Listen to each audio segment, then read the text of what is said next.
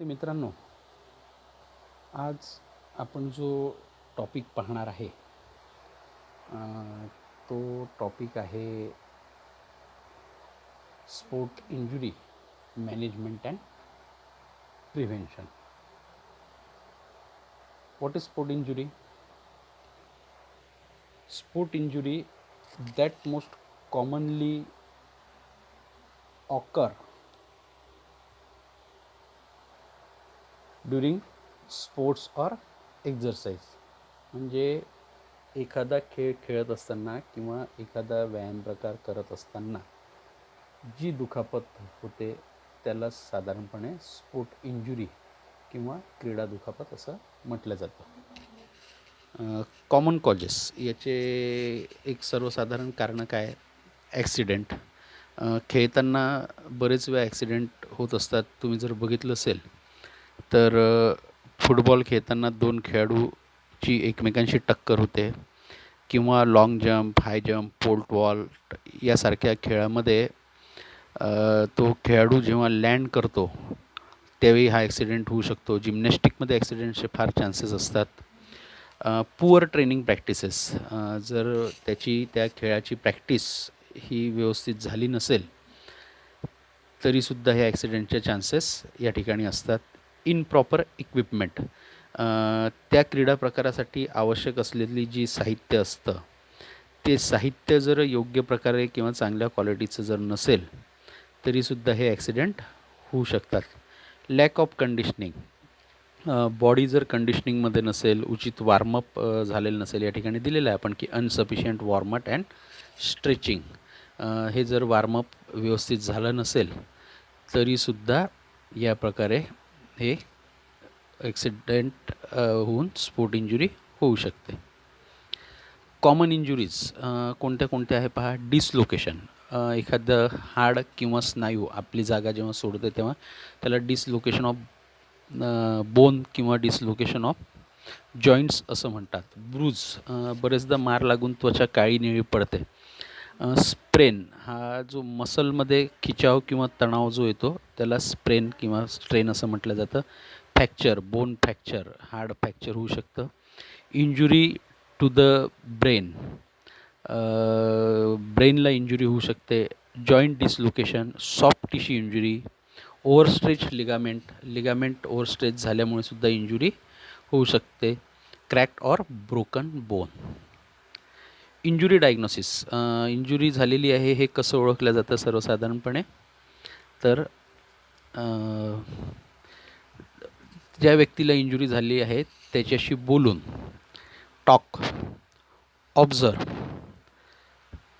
ती जी जखम त्याला झालेली आहे किंवा दुखापत झालेली आहे तिचं ऑब्झर्वेशन करून, टच करून त्या दुखापतीच्या जागेला, ॲक्टिव्ह मुवमेंट्स किंवा पॅसिव्ह मुवमेंट्स त्या अवयवाची करून आणि स्किल टेस्ट करून ही इंजुरी डायग्नोसिस केली जाते. Acute injury. Acute injury occur when there is sudden stress on the body. एखादा सडन स्ट्रेस जर बॉडीवर आला तर ही ॲक्यूट इंजुरी त्या प्लेयरला होऊ शकते. याचे 3 मुख्य कारणं आहेत.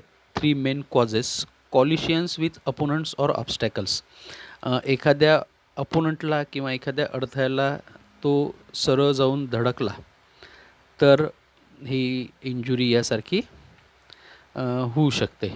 बेईंग स्ट्रक अँड ऑब्जेक्ट, एखाद्या ऑब्जेक्टला त्याची धडक बसली तर ही इंजुरी होऊ शकते.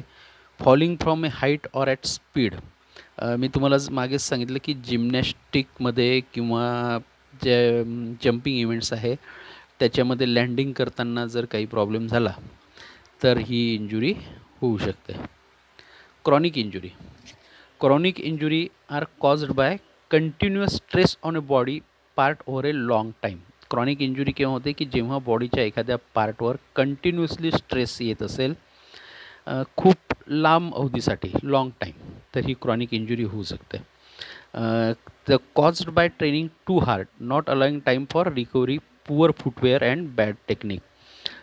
ट्रेनिंग जर खूप हार्ड तो घेत असेल त्याला त्याच्या बॉडीला रिकव्हरीला वेळ मिळत नसेल किंवा त्यांनी जे घातलेले शूज किंवा फुटवेअर जे आहे हे चांगल्या क्वालिटीचे नसतील किंवा त्याचं टेक्निक जर व्यवस्थित नसेल तर ह्या क्रॉनिक इंजुरीज त्या प्लेयरला होऊ शकते. Overuse injury occur due to repeated powerful muscle movements. त्या मसल्सचा वारंवार वापर केल्या गेल्यामुळे ती जी ओव्हर यूज इंजुरीज या मसलला होऊ शकते. या इंजुरीसाठी जी ट्रीटमेंट जनरली सांगितली जाते ती राईस मॅनेजमेंट असते. याच्यापैकी राईसमधलं rest, R stand for rest. Ice application. C म्हणजे कॉम्प्रेशन. ज्या ठिकाणी इंजुरी झाली आहे त्या ठिकाणी तुम्हाला इथे दिसत असेल ही लाल रंगाची एक पट्टी बांधल्या जाते 8च्या आकारामध्ये, त्याच्यावर दबाव, त्या दुखापत झालेल्या जागेवर दबाव देण्यासाठी. आणि इलेव्हेशन. ज्या जागेला दुखापत झालेली आहे किंवा ज्या मसलला किंवा जॉईंटला दुखापत झालेली आहे तो भाग असा थोडा वर उचलून उशीवर वगैरे ठेवला जातो. एलिव्हेशन, जेणेकरून त्या मसलला होणारा रक्तपुरवठा थोडा कमी होईल आणि त्याची सूज उतरण्यास मदत होईल. Hard and soft tissue injuries. Hard tissue injuries are bone injuries. ज्याला म्हणतो आपण बोन क्रॅक झालं किंवा ब्रेक झालं. Soft tissue injuries involve damage to skin, muscle, tendon, ligaments or cartilage. Soft tissue म्हणजे स्किनला डॅमेज होत असेल, मसलला डॅमेज होत असेल, टेंडन्स, लिगामेंट्स किंवा कार्टिलेजला डॅमेज होत असेल तर त्या झाल्या soft tissue injuries. Soft tissue इंजुरीजबद्दल आपण थोडं बघूया इथे. An open injury means that the skin has been broken, blood usually escapes. Open injury म्हणजे जी बाहेरून दिसू शकते, जसं स्किनला कट वगैरे आला आणि त्याच्यातून रक्त जर वाहणं सुरू झालं तर हे सहज आपल्याला बाहेरून दिसू शकते. Open injury include cuts, graze, blisters and chapping. A close injury occurs beneath the skin, there is no external bleeding. Close इंजुरीमध्ये अंतर्गत रक्तप्रवाह किंवा रक्तस्राव होतो, एक्सटर्नल ब्लिडिंग आपल्याला दिसत नाही. Close injury include bruising, pulls, strains and sprains. Bruise होणं म्हणजे ती जागा काळी निळी पडते आतलं अंतर्गत रक्तप्रवाहामुळे. त्या ठिकाणी स्ट्रेन आणि स्प्रेन निर्माण होतो. ओपन इंजुरी तुम्हाला जर दिसत असेल इथे फोटोमध्ये, cuts require immediate attention to stop bleeding and allow the blood to डॉट. या प्लेयरच्या डोळ्याच्या वर एक कट बसलेला आहे पण त्याच्यातून रक्तप्रवाह दिसून राहिला. तसंच बाजूचा जो फोटो आहे त्याच्यामध्ये तुम्हाला दिसत असेल grazes or abrasion where skin is scraped off the body, need to be cleaned carefully. इथे खरचटल्यामुळे ही इंजुरी झालेली आपल्याला दिसत आहे.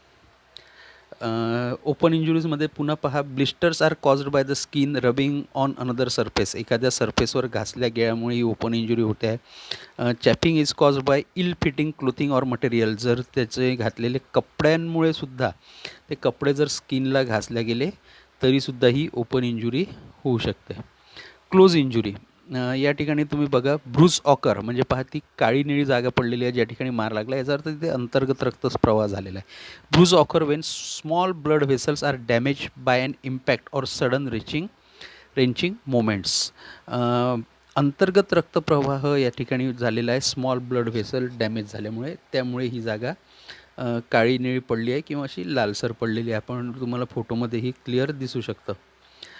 Close injury, sprain occur when ligaments at joints get stretch and torn. लिगामेंटला जर स्ट्रेच झालं तर त्या ठिकाणी स्प्रेन हा निर्माण होऊ शकते. Strain muscle result from muscles being suddenly and forcefully over stretch.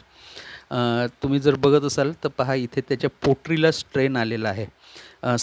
ती मसल्स ओव्हरस्ट्रेच झालेली आहे, त्याची काप मसल, त्याच्यामुळे त्यावर स्ट्रेन त्या ठिकाणी निर्माण झालेला आहे. क्लोज इंजुरीमध्ये पुन्हा बघू आपण, a dislocation occurs when bone is pulled or twisted out of place at a joint. ज्यावेळी शरीरातली हाड डिसलोकेट होते म्हणजे ते आपली जे त्याची स्वतःची जागा आहे ती एखाद्या इंजुरीमुळे किंवा एखाद्या ॲक्सिडेंटमुळे किंवा एखाद्या खेळत असताना काही मार लागल्यामुळे डिसलोकेट ते बोन होतं, ज्याला आपण म्हणतो dislocation of bone. Soft tissue इंजुरीमध्ये बघा तुम्ही दाखवलं आहे इथे blister, sprain with torn ligaments, sprain with stretch ligament, strain muscle, bruising, bad cut आणि डिसलोकेशन. हार्ट टिश्यू इंजुरीबद्दल आपण इथे बघू थोडं. Hard tissue injuries are bone fractures, either crack और ब्रेक, म्हणजे एखादं हाड तुटणं किंवा क्रॅक होणं त्याला हार्ट टिश्यू इंजुरी म्हणतात. Fractures lead to bruising or swelling, सूज येते ज्या ठिकाणी फ्रॅक्चर झालेलं आहे. Pain due to nerve damage, सतत पेन असतं. The limb or area of the body where the break is becomes immovable. It is a bad fracture, the area will look obviously deformed. DRA-BC management जी आहे ती अशी आहे: danger, response, airway, breathing, circulation. Response danger, जर एखादी ती injury असेल तर ती ओळखता आली पाहिजे. रिस्पॉन्स, एअरवे, ब्रीथिंग आणि circulation. Dehydration, when we exercise especially in hot conditions the body loses water as a result of sweating. If the performer does not rehydrate by drinking lots of water they may suffer from dehydration. गरम वातावरणामध्ये व्यायाम केल्यामुळे बरेचदा body आपली dehydrate होते आणि हे dehydrate झाल्यामुळे सुद्धा डिहायड्रेशनचा त्रास त्या खेळाडूला होऊ शकतो. इंजुरी प्रिव्हेन्शन, इंजुरी होऊ नये म्हणून आपण काय काळजी घ्यायची. Training, competing at appropriate venues and surface with adequate clothing, footwear and protective equipment. तर त्या खेळासाठी नेमून दिलेले जे इक्विपमेंट्स आहेत, जसं हेल्मेट असेल, गार्ड्स असतील, तर हे सर्व त्या खेळाडूंनी वापरायला पाहिजे. Correcting poor techniques and biomechanical एलम, त्याचं जे टेक्निक आहे जे चुकीच्या पद्धतीचं आहे किंवा पुअर आहे ते टेक्निक सुधारण्याचा त्या प्लेयर्सनी प्रयत्न करायला पाहिजे, जेणेकरून तो पुढे भविष्यात होणारी इंजुरी टाळू शकेल. कंप्लीट एक्झरसाइज प्रोग्रॅम बघा. सर्वप्रथम जेव्हा आपण सुरू करतो तेव्हा एखादा व्यायाम किंवा एक्झरसाइज सुरू करतो किंवा एखाद्या खेळाची प्रॅक्टिस सुरू करतो, सर्वप्रथम आपल्याला वॉर्मअप करणं आवश्यक आहे.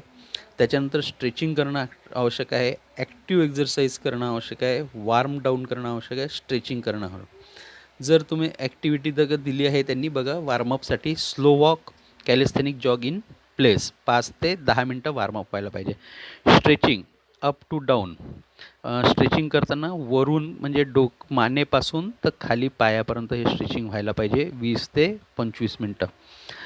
Active exercise, cycling, running, dancing etcetera 5 ते 10 minute. Warm down, slow walk. Warm down म्हणजे जी बॉडी गरम झालेली आहे ती थंड करण्यासाठी किंवा ही वॉर्म डाऊन केलं जातं. जसं slow walk, calisthenics, jog in place 5 ते 10 मिनटं. Stretching down to up 5 to 10 minutes. Additional tip, या ज्या काही टिप्स आहे या स्पोर्ट इंजुरी टाळण्यासाठी एखाद्या प्लेयरला कामात येऊ शकतात. Drink enough water based on activity and temperature level. Adequate athletes on proper nutrition for performance, त्याला प्रॉपर न्यूट्रिशन मिळायला पाहिजे. सुपरवाईज इक्विपमेंट मेंटेनन्स, त्या खेळासाठी आवश्यक असलेल्या इक्विपमेंट्सचं सुपरवायझन वेळेच्या वेळी व्हायला पाहिजे.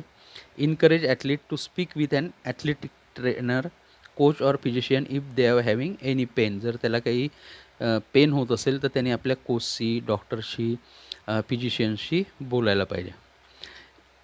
Enforcing warm up and cool down routines, encouraging proper strength training routines, mandating pre competition physical exams.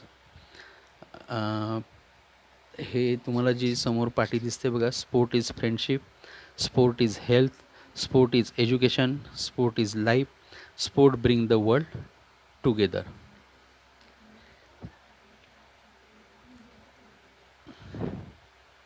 Thank you very much.